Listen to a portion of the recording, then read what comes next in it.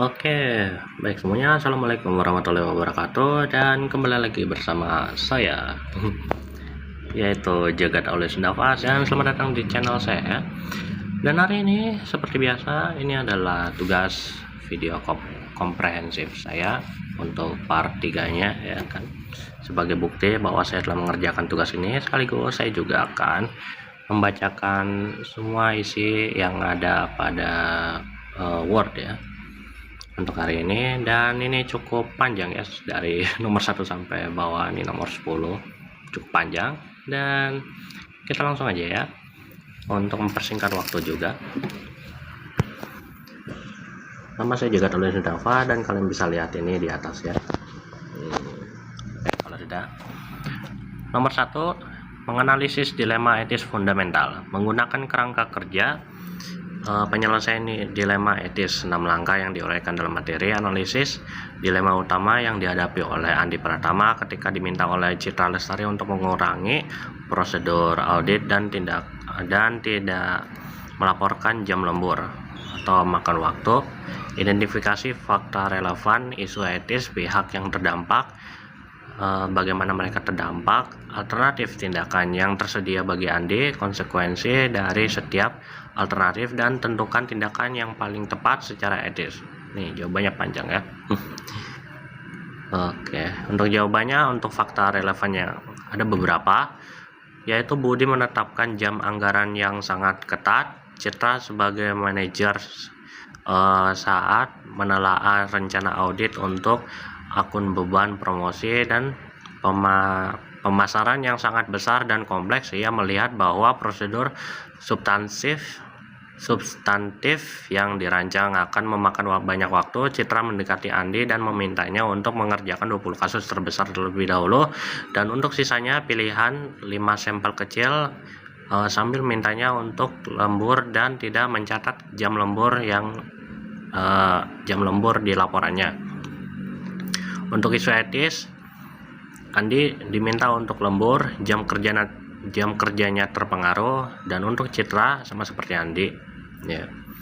Untuk pihak yang terdampak pada soal nomor 1 itu ada Andi dan Citra. Dan untuk alternatif tindakan, melakukannya sesuai dengan permintaan, menolak untuk bekerja lembur, membicarakan dengan manajer terkait persoalan ini, mengajukan pengunduran diri dari perusahaan. Untuk konsekuensinya, Citra minta Andi untuk menyelesaikan pengujian beban promosi untuk fokus pada 20 kasus terbesar, sisanya pilihan 5 dan tidak mencatat untuk kerja lemburnya. Oh, ini ada salah tulis. Di catatan pelaporannya. Untuk tindakan yang tepat, Andi berhak untuk menolak bekerja lembur karena cukup memaksa baginya. Untuk nomor 2, integritas, objektivitas, dan tekanan manajemen. Evaluasi tekanan yang diberikan oleh Rian Wijaya dan Sinta Dewi terkait kebijakan pengakuan pendapatan yang agresif. Merujuk pada kode etik profesi akuntan publik (KEPAP), prinsip dasar etika apa yang paling terancam bagi Budi Santoso dan tim auditnya dalam situasi ini? Bagaimana seharusnya Budi Santoso secara profesional menanggapi argumen manajemen bahwa ini adalah praktik industri dan dengan tetap menjunjung tinggi prinsip-prinsip tersebut dan standar akuntansi keuangan (SAK) yang berlaku? Untuk jawabannya, prinsip dasar yang paling terancam adalah tanggung jawab. Budi harus mengerti akan tanggung jawab yang ia miliki untuk menjadi seorang pemimpin mungkin, atau seorang akuntan atau pengaudit.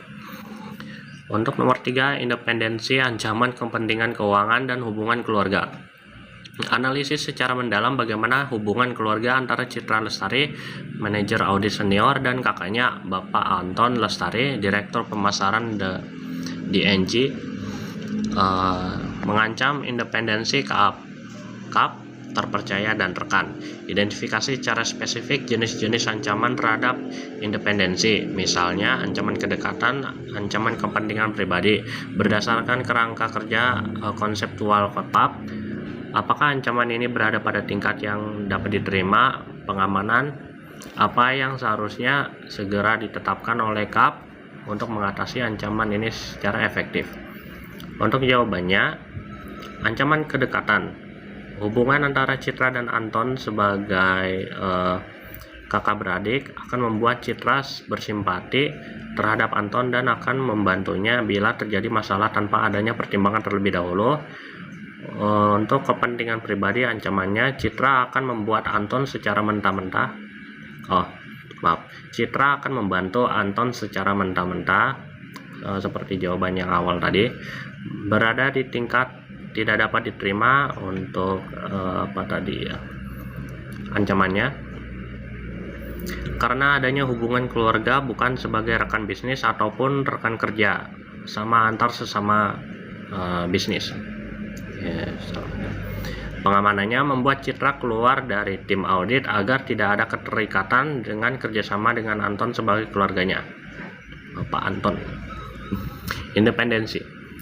Larangan penyediaan jasa non-audit mengacu pada peraturan Otoritas Jasa Keuangan (OJK) dan KEPAP yang berlaku untuk emiten di Indonesia. Jelaskan secara komprehensif mengapa permintaan DNG agar KAP terpercaya dan rekan memberikan jasa konsultasi, desain, dan implementasi sistem informasi keuangan merupakan pelanggaran etika yang serius. Apa tanggung jawab spesifik Komite Audit DNG dalam situasi ini berdasarkan peraturan OJK yang relevan? Untuk jawabannya, karena terjadinya suatu pelanggaran serius terhadap independensi auditor, timbulnya risiko bahwa KAP tersebut akan kurang kritis dalam mengevaluasi sistem yang dibuatnya sendiri. Bertanggungjawaban spesifik komite adalah menilai independensi seorang auditor. Independensi imbalan jasa dan ketergantungan klien. Jelaskan bagaimana dua fakta berikut, yaitu A. Imbalan jasa audit tahun lalu yang material belum dibayar dan ditahan pembayarannya. Untuk B. DNG menyumbang 25% dari total pendapatan audit kantor cabang KAP secara kolektif, menciptakan ancaman yang sangat signifikan terhadap independensi. Jenis ancaman apa yang paling dominan dalam skenario ini? Langkah-langkah konkret apa yang harus diambil oleh KAP terpercaya dan rekan sesuai dengan KEPAP untuk mengevaluasi dan mengatasi resiko ini? Jadi untuk jawabannya yaitu untuk A, akan menciptakan hubungan hutang piutang antara KAP dan klien DNG karena beresiko kehilangan imbalan bila memberikan opini audit yang tidak disukai oleh manajemen DNG. Untuk yang B, akan membuat KAP rentan tekanan dari DNG, membuat kehilangan klien pada kelangsungan bisnis kantor cabang.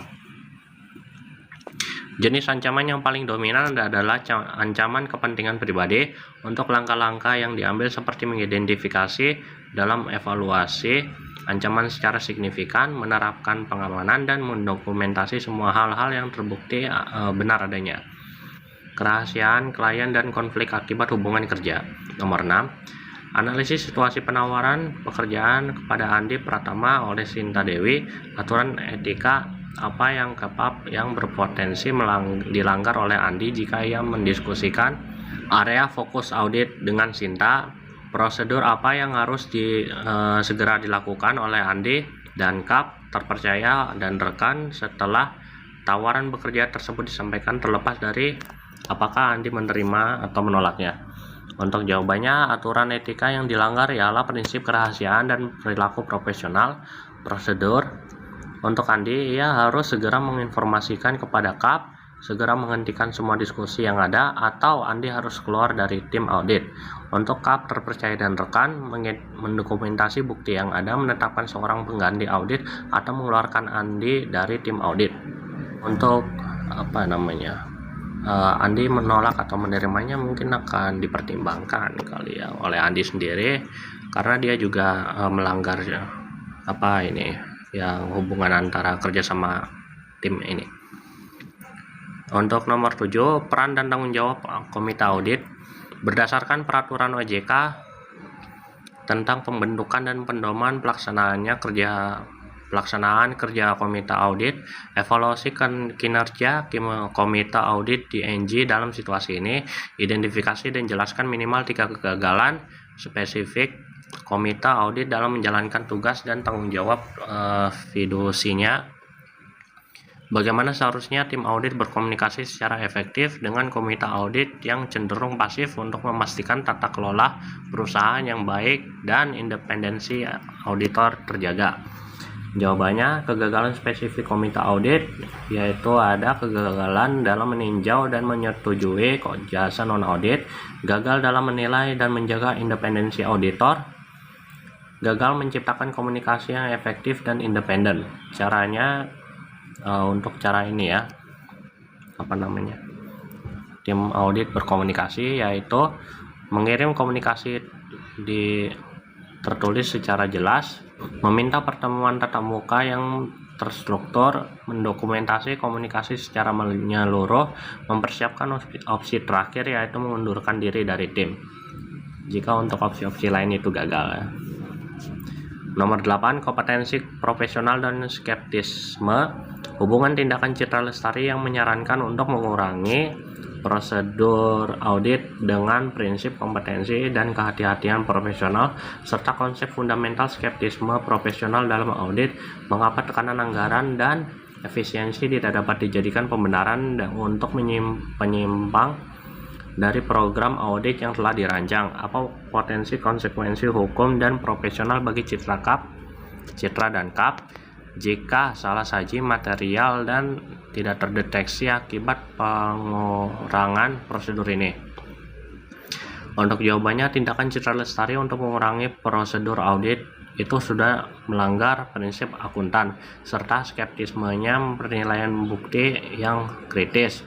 Untuk tekanannya, karena meskipun merupakan tentangan umum tidak dapat membenarkan penyimpangan yang terjadi, potensi konsekuensi hukum dan profesional yang dihadapi Citra sangat serius, yaitu tindak pidana, gugatan hukum, dan rusaknya reputasi sebagai seorang pengaudit. Untuk nomor 9, tanggung jawab rekan perikatan, engagement partner, fokus pada peran dan tanggung jawab akhir Budi Santoso, mengingat kombinasi dari hubungan persahabatannya dengan CEO, ketergantungan imbalan jasa yang tinggi, dan berbagai dilema etis yang dihadapi timnya. Salah sebut tadi. Apa saja tanggung jawab utamanya dalam memastikan seluruh perikatan audit mematuhi standar etika dan profesional? Tindakan-tindakan kepemimpinan spesifik apa yang harus dia ambil untuk mengatasi berbagai ancaman yang teridentifikasi secara simultan dan melindungi kepentingan publik? Untuk jawabannya, tanggung jawab utama Budi yaitu bertanggung jawab secara keseluruhan atas kualitas perikatannya dengan CEO, menjaga independensi pikiran dan penampilan, menyelesaikan masalah etika yang dihadapi oleh tim, tindakan-tindakan mengatasi hubungan baik dengan CEO, mengatasi ketergantungan imbalan yang tinggi, tanggung jawab kepemimpinan secara umum. Untuk nomor 10, mekanisme penegakan dan kepentingan publik. Berandai-andai Kap terpercaya dan rekan pada akhirnya menyerah pada tekanan dan mengeluarkan opini wajar tanpa modifikasi atas laporan keuangan di NG yang mengandung salah saji material. Lembaga mana di Indonesia, misalnya Institut Akuntan Publik Indonesia, disingkat IAIP atau disebut juga IAIP, Otoritas Jasa Keuangan OJK, Komite Profesi Akuntan Publik KPAP, yang memiliki wewenang untuk melakukan investigasi dan memberikan sanksi terhadap KAP dan akuntan publik yang terlibat. Jelaskan bagaimana kegagalan etis dalam satu audit prestisius ini dapat merusak kepercayaan publik tidak hanya terhadap profesi akuntan tetapi juga terhadap integritas pasar modal Indonesia secara keseluruhan. Lembaga Institut Akuntan Publik Indonesia IAIP ketika KAP yang terpercaya, untuk jawabannya ya, yang terpercaya mengeluarkan opini palsu, maka bisa disimpulkan bahwa mengurangi kredibilitas serta kepercayaan profesi akuntan secara menyeluruh. Oke. Jadi itu dia untuk semua bukti saya soal menjawab soal-soal ini, sekaligus mengakhiri juga video untuk hari ini. Terima kasih semuanya yang telah datang di video ini, dan jika ada logo sesuatu yang ada di atas ini, itu saya pakai aplikasi edisi yang enggak premium, mohon maaf ya kalau terhalang oleh logo itu. Dan sekian, terima kasih semuanya. Wassalamualaikum warahmatullahi wabarakatuh.